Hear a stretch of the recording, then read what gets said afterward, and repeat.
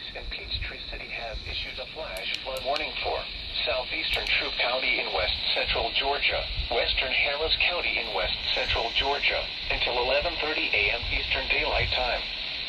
At 5:33 a.m. Eastern Daylight Time, Doppler radar indicated thunderstorms producing heavy rain across the warned area. 2 to 3 inches of rain have already fallen. Flash flooding is expected to begin shortly.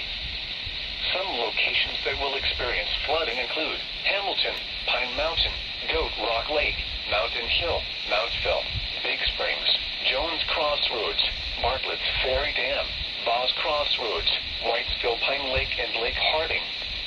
Additional rainfall amounts of 1 to 2 inches are possible in the warned area.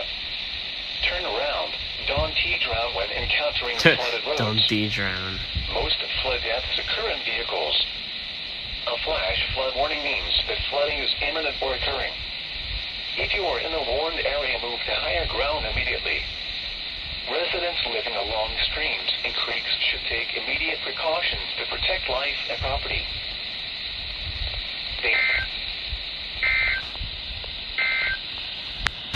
At 5 a.m. in Atlanta,